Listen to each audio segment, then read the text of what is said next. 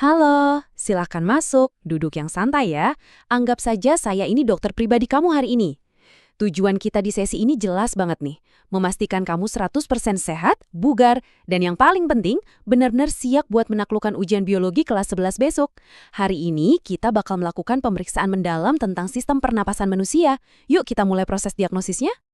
Oke, ini dia jadwal rekam medis kita hari ini. Kita akan bahas anatomi saluran nafas, lalu fokus pada difusi gas alveolus, melihat kasus klinis gangguan pernapasan, memahami dampak merokok, mencatat resep dokter untuk menjaga kesehatan, dan pastinya kita tutup dengan ujian pemahaman 3 pertanyaan. Kita masuk ke bagian pertama ya, anatomi saluran napas atau perjalanan udara. Pernah kebayang nggak sih rute udara waktu kita tarik napas? Jadi urutannya itu pasti. Udara masuk lewat hidung, turun melewati faring dan laring, tempat pita suara kita berada, terus meluncur ke bawah lewat trakea. Nah, yang unik dari trakea ini dia tersusun dari cincin tulang rawan loh. Kenapa coba? Supaya pipa pernapasan kita ini kaku dan nggak gampang ngempis. Dari trakea, udara bercabang ke bronkus, masuk ke saluran yang lebih kecil lagi yang namanya bronkiolus, sampai akhirnya tiba di tujuan utama, alveolus. Tapi bentar, kita balik sedikit ke pintu masuk utamanya nih, hidung. Banyak yang suka ngeremehin organ ini, padahal hidung itu ibarat satpam garis depan. Rambut hidung dan lendir itu kerja keras nyaring debu dan kotoran. Gak cuma itu, bagian dalam hidung juga bertugas menghangatkan dan melembabkan udara luar, biar pas sampai ke paru-paru bagian dalam, udaranya udah aman dan nyaman. Keren banget kan sistem tubuh kita? Lanjut ke bagian 2. Fokus kita sekarang pada difusi gas alveolus atau pertukaran gas seluler. Nah, ini nih poin krusial yang langganan banget keluar di ujian. Difusi. Sederhananya, difusi itu proses pertukaran gas yang terjadi murni karena adanya perbedaan konsentrasi gas. Dan supaya proses difusi ini bisa jalan super cepat dan efisien, tubuh kita butuh area yang luas banget. Makanya, alveolus itu bentuknya kayak gelembung-gelembung kecil yang jumlahnya jutaan. Itu semua buat ngasih luas permukaan yang luar biasa besar untuk pertukaran gas. Coba bayangin, alveolus itu kayak stasiun kereta yang super sibuk. Oksigen yang baru datang di alveolus harus buru-buru pindah ke kapiler darah buat dikirim ke seluruh tubuh sebagai bahan bakar. Di waktu yang sama, darah bawa penumpang lain, yaitu karbon dioksida, ini limbar metabolisme ya, masuk ke alveolus buat kamu hembuskan keluar. Jadi oksigen masuk, karbon dioksida keluar. Simpel sih, tapi proses inilah yang bikin kita tetap hidup. Masuk ke bagian 3, kasus klinis gangguan pernapasan. Waktunya kita mendiagnosis pasien. Coba dibayangin, ada pasien remaja seumuran kamu datang ke ruang periksa saya, terus bilang gini, "Dokter, saya sering banget merasa sesak napas dan batuk-batuk terus, apalagi kalau udaranya lagi dingin atau banyak debu." Dari gejala yang klasik banget ini, kira-kira penyakit apa yang terlintas di pikiran kamu? Udah bisa nebak kan? Yap, tepat banget. Diagnosis medisnya adalah asma. Secara biologis, apa sih yang sebenarnya terjadi? Pasien asma itu mengalami penyempitan saluran pernafasan secara tiba-tiba. Ibarat selang air yang dipencet, otot-otot di sekitar saluran udara mengencang, bikin udara susah lewat, dan ujung-ujungnya bikin sesak napas. Pemicunya bisa beda-beda tiap orang, tapi sering banget karena alergi debu atau perubahan suhu lingkungan tadi. Bagian 4, dampak merokok. Ini peringatan medis yang sangat serius.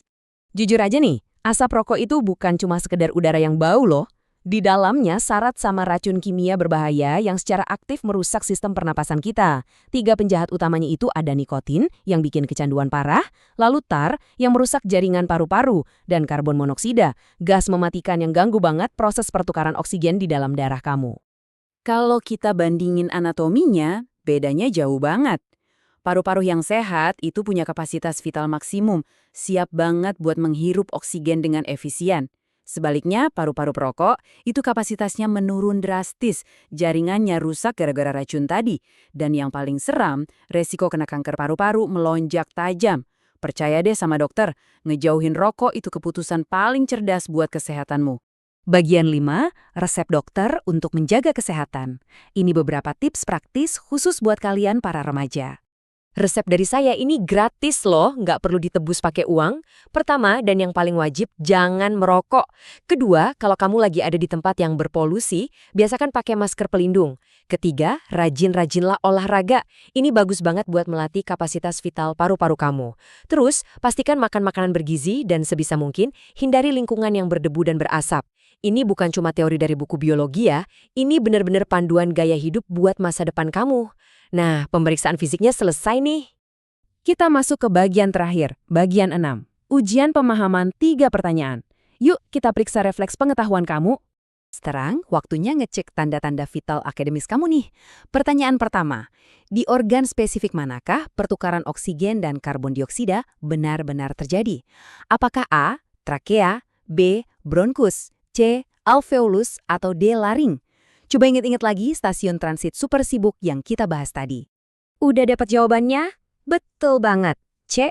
Alveolus. Gelembung-gelembung mikroskopis inilah tempat persis terjadinya proses difusi gas yang bikin tubuh kita tetap jalan.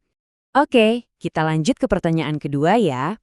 Otot utama apa sih yang dipakai waktu kita bernapas pakai perut? Apakah A. Otot antar tulang rusuk, B. Otot diafragma, C. Otot perut, atau D. Otot leher?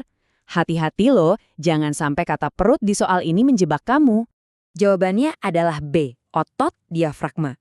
Walaupun namanya pernafasan perut, otot penggerak utamanya itu diafragma, sekat yang misain rongga dada sama rongga perut.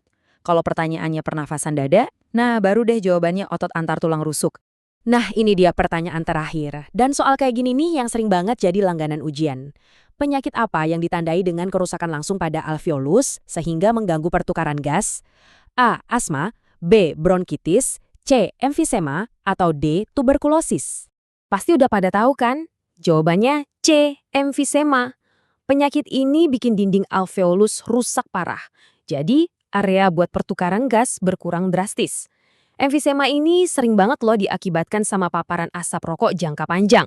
Pas banget kan sama peringatan medis yang udah kita bahas tadi? Wah, dari hasil pemeriksaan barusan, rekam medis akademis kamu luar biasa sehat.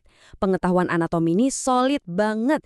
Jadi gimana? Udah siap buat menarik napas dalam-dalam dengan paru-paru sehatmu dan dapat nilai 100 di ujian biologi besok? Dokter sih yakin banget kamu pasti bisa. Sampai jumpa di sesi penjelasan medis kita yang lain ya. Tetap bernapas dengan sehat dan semoga ujiannya lancar.